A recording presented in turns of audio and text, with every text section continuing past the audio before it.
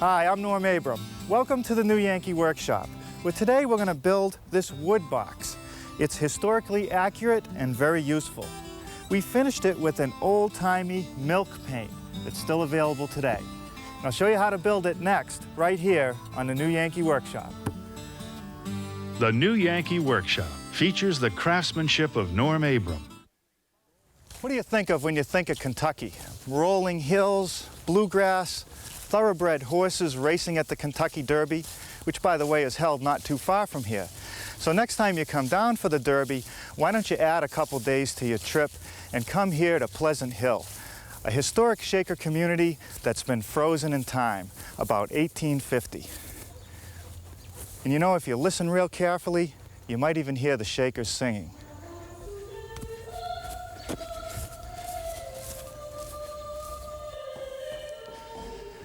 Be sure to ask to see the schoolroom when you come here to Pleasant Hill. It's right off the main hallway of the center family dwelling. And you know, even though the Shakers were celibate, they did adopt orphan children, and they did accept families who already had children. So they had to be educated. They might sit at a bench like this, in front of this desk, learning their numbers and working with the slate. And to stay warm, they had a little wood stove. And to store all the wood, they had this great wood box. Look at this. And boy, I'll tell you, this thing's seen a lot of use. It's all nicked and dinged. It also has a nice little compartment at the top for some kindling and pegs to hang the tools. Wouldn't it be fun to build one of these? Well, before we get started, I'd like to reassure you that if you'd like to build an exact copy of today's project, that a measured drawing and a materials list is available. And you'll hear more about that before this program ends. I'd also like to take a moment to talk about shop safety. Be sure to read, understand, and follow all the safety rules that come with your power tools. Knowing how to use your power tools safely will greatly reduce the risk of personal injury. And remember this, there is no more important safety rule than to wear these safety glasses. Now I'll show you how I built today's project. Well, what do you think? Is this a fair representation of the original? I guess I've seen larger wood boxes, but there is enough room for a few pieces of firewood down below and the kindling up here at the top. I like these shaker pegs for hanging the tools on. Now, the first thing I had to do to build this project is make some wide pine panels for the front, a couple for the back, one for the bottom, and some for the sides. Now, it just so happened that I had some pine already here in the shop.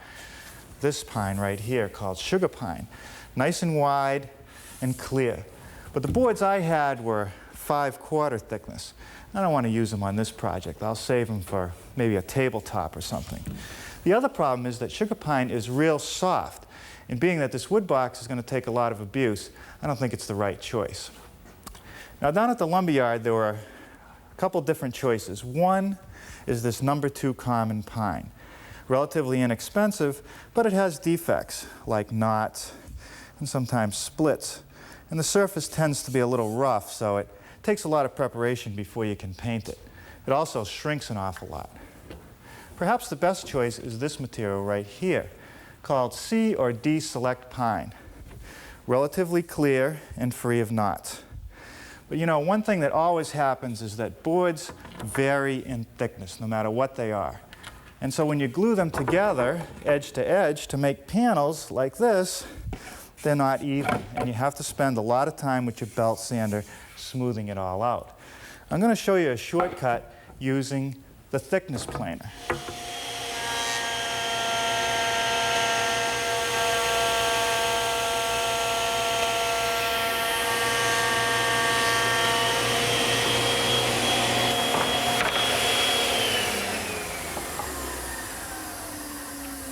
Okay, now I know that the boards are exactly uniform in thickness.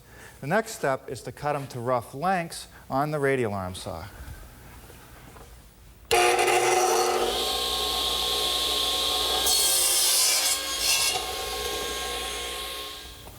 Next thing I want to do is orient the boards to each other. And to help minimize cupping in the finished panel, the first thing I look at is the growth rings on the end of each board. This one is curving up, And this one is also curving up. So I'm going to flip it around so that they actually alternate up, down, and looking at this third board, that one is curving up, so we're okay. Now, if this panel was going to be stained or varnished, I might move them around a little bit more because I'm not real happy with the different types of grain running into one another. But since this is going to be painted, it'll be okay. The next thing to check is the joint line between the boards. Now, these don't look too bad, but they're not perfect. And I don't want to use just the clamps to squeeze it together. I want true edges. So I'll sweeten those over on the joiner. Now, one more thing, and that's so that these boards will stay in the same orientation. I'll just put a little mark across each joint to coat them. One on that one, two on this one.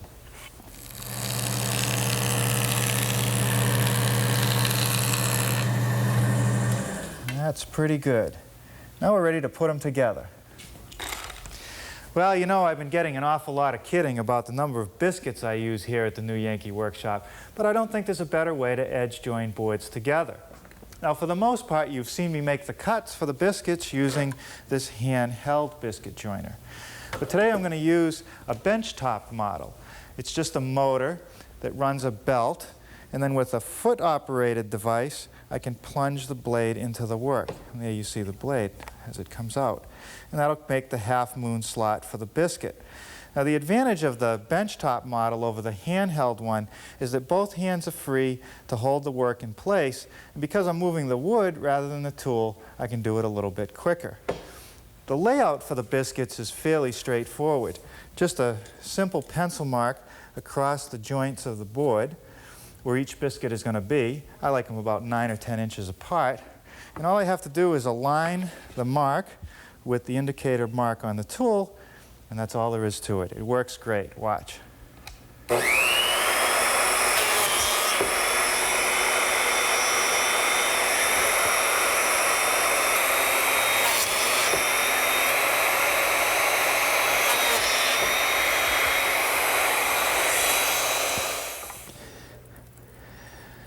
Now, the idea here is to get glue on all the mating surfaces, the edge of the boards, inside the slots, and on the biscuits themselves.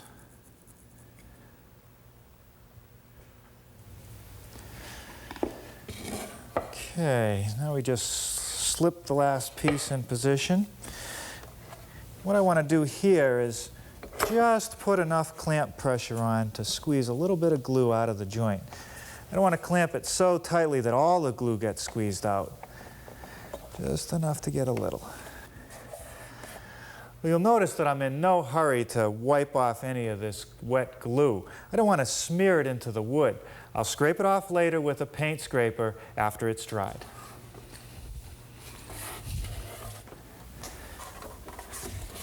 Now, here's some panels that have dried. And now's the time to scrape off that hardened glue. Now, some people have asked me, why scrape it off? Why not just sand it off? The problem with sanding is that it'll gum up your belts or the disc very quickly, and sometimes it'll even just tear them so they're immediately ruined. The scraper is really the best way.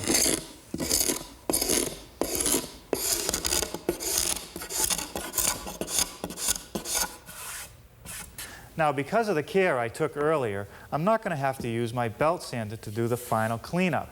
I'm just going to use my random orbit sander, which is a relatively new tool to the woodworking trade, but because of its random motion, it leaves no swirl marks, and it's pretty fast.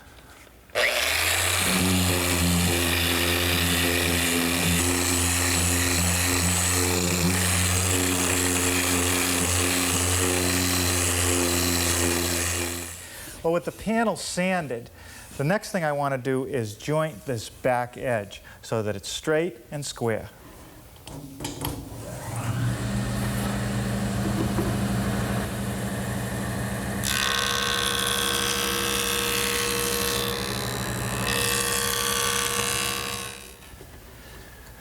Now, with the back edge true and straight, I can now ride it up against my rip fence, which I've set at 15 7/8 inches to cut the front.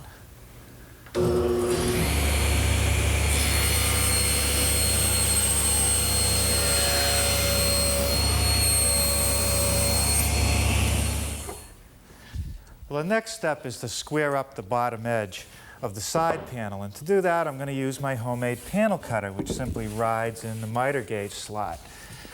Does a great job.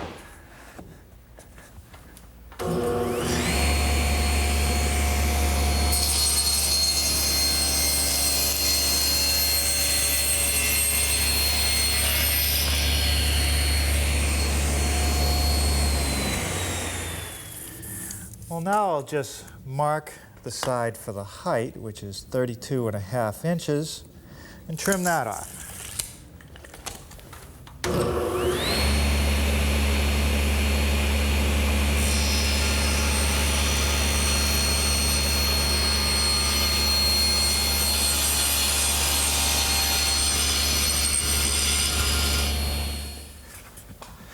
Now with the side pieces clamped in my bench vise with the back edge and the bottom nice and even, I can lay out for the side cut. I'm just using a cardboard template that I made. Just set it in place and trace it out.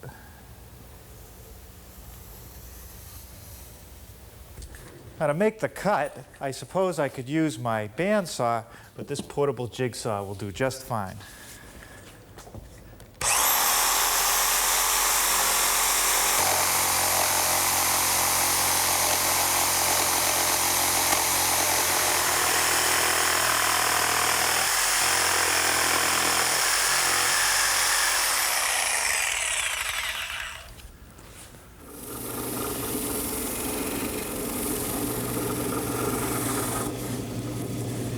Now the drum sander attachment in my drill press does a real good job smoothing out the curved surfaces.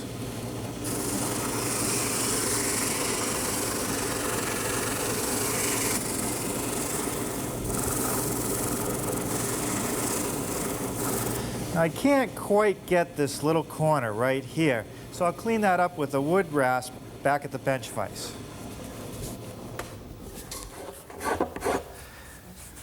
Okay, with that cleaned up, now we'll just round off the edges using the router.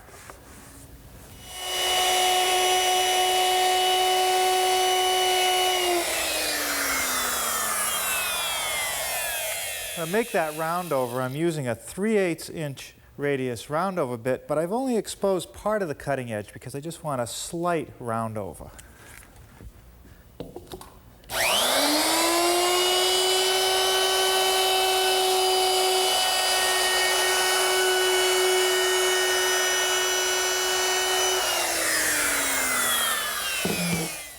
Once again, I'm using the rasp to get into the area that the router can't reach.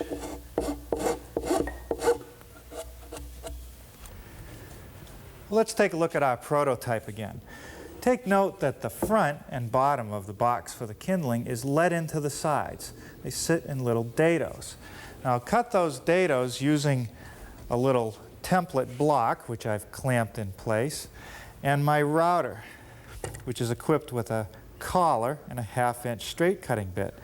And how it really works is that the collar will ride up against the edge of the guide block, locating the dado in the right position.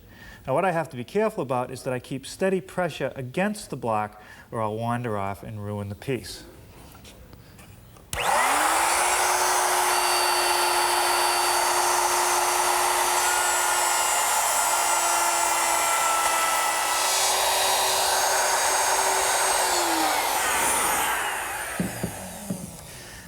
Now you'll note that so far the dado that I've cut is only a 1/2 inch wide and my stock is 3/4 of an inch thick.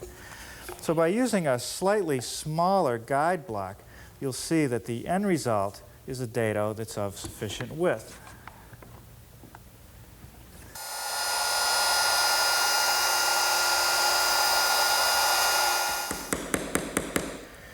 Now I'll just square off the corner that the router couldn't get to using a nice sharp chisel.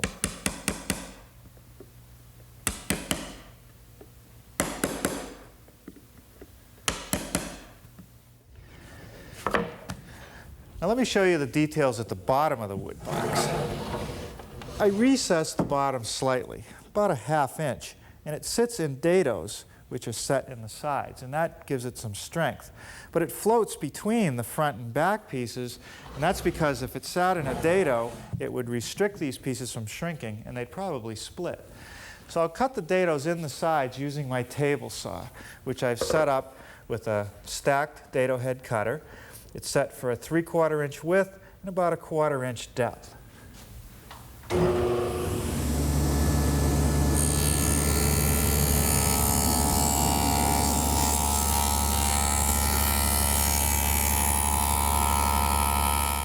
Now when I dimension the piece for length, I have to have the dimension between the two sides plus the combined depth of the dados, which is an additional 1/2 inch.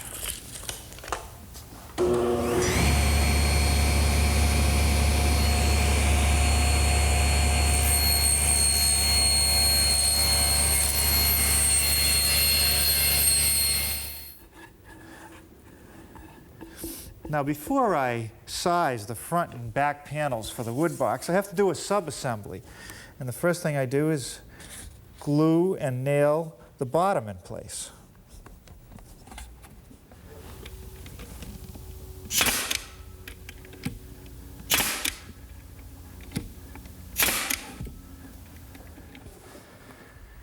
Well, now I'm ready to put the front of the kindling box on.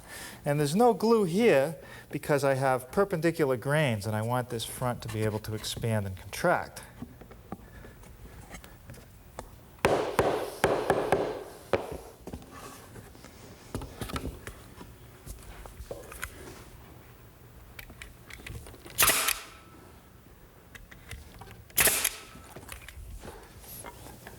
Now for the bottom of the piece that goes on the kindling box, I can put a little glue along the front edge and in the dado because the grains are all running parallel to one another.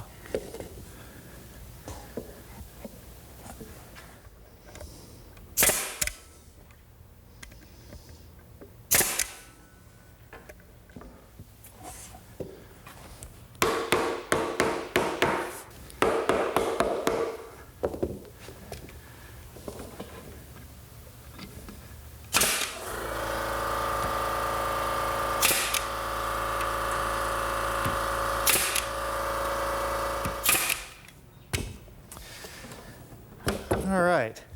Now with that part of the subassembly completed, I can now get accurate measurements for the front and back panels.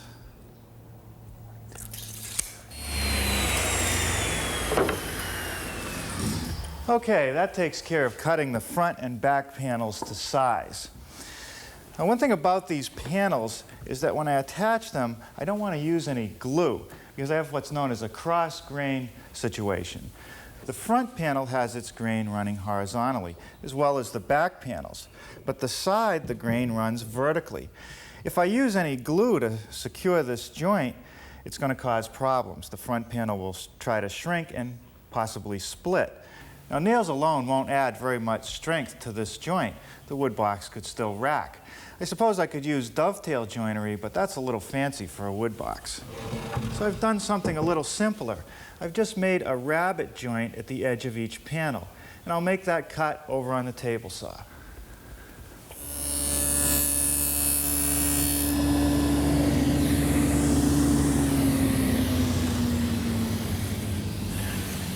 Well, you'll notice that it's not a very deep rabbet. It's only about 1/8 of an inch, but that little shoulder will add a lot of strength to the Woodbox. Well, I'm only putting a couple finish nails in to hold everything together now. Later, I'm going to use some nice decorative wrought nails, but first I want to paint the piece. Now, before I put the back pieces on, there's one more milling operation. There's 2 panels, and inevitably, these panels will shrink, opening up a crack right here. So we're going to celebrate that joint and draw your eye right to it by chamfering the edges. And I'm going to do that with a hand plane.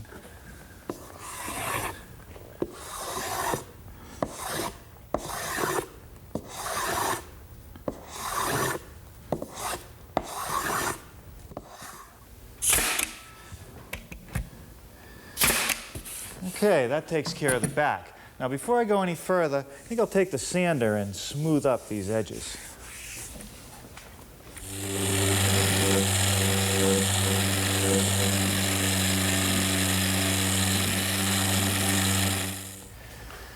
Now this little ledge along the front of the wood box protects the front panel.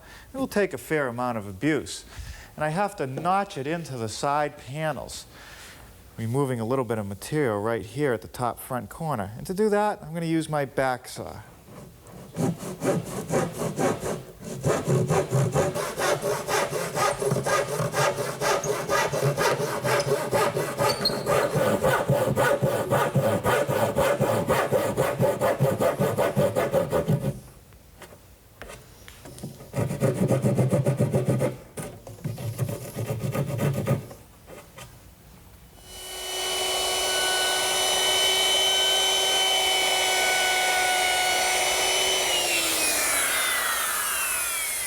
I've just rounded over the front edge and the ends of that ledge, and I'll just fasten it in place with a few finish nails.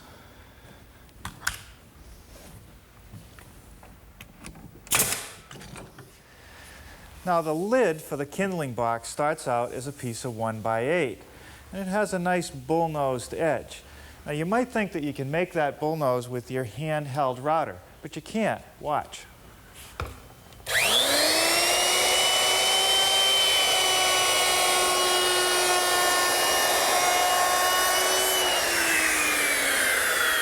Now the first pass isn't a problem because the bearing on my router has a place to ride. It gives me a nice rounded edge. But watch what happens when I do the other side.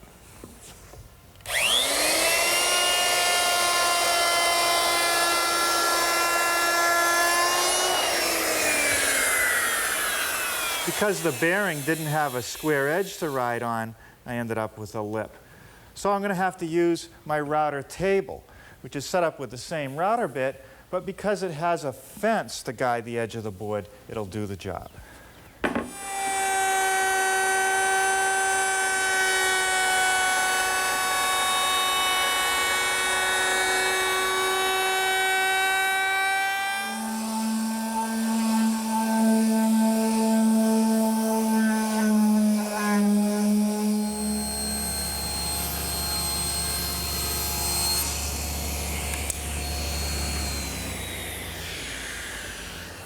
I've just ripped the top into two pieces. The narrow piece is the fixed portion of the lid, and the wide piece is the operating part. Now let's mortise the hinges in. Okay. Now to mortise out for the hinges, I've made a little template. It's simply a piece of 3/4 inch plywood with some little strips nailed on the front to align it with the face of the board. And I've made a little notch.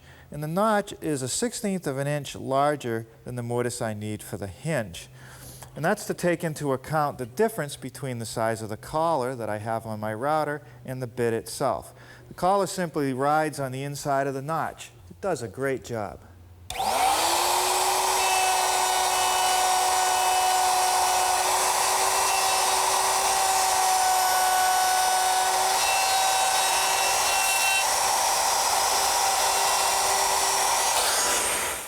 Just a little cleaning out of the corners with a nice sharp chisel, and we'll check the fit of the hinge. That's good. Now all I have to do is fasten the entire assembly to the top of the box with a few finish nails.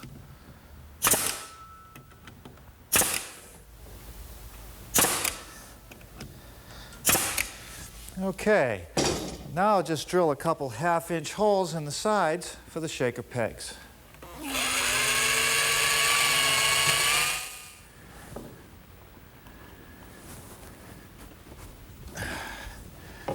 There. Now, how about a paint job for our old-time wood box? Now, to prepare the wood box for paint, the first thing that I did was fill the nail holes with a little bit of glazing compound. And I like to use the glazing compound because it doesn't shrink and crack and fall out. Now I'm just wiping it down with a damp rag to clean off any loose dust. And that's called for in the instructions for our milk paint, which is something that's been around since the Egyptian days, and now you can buy it in these old-timey colors. It comes in a can as a powder. You just simply mix it with water, and it As you can see, it goes on showing some of the grain through. It is actually made from milk, lime, clay, and earth pigment for the color.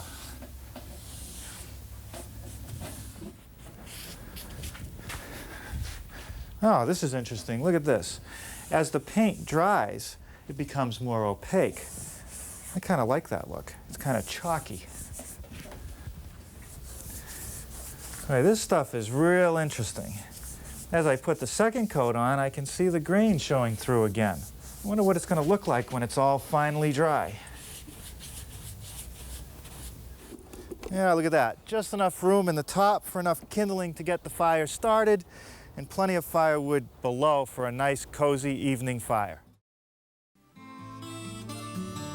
Norm Abram is the author of the book, The New Yankee Workshop, which is available in bookstores and libraries nationwide.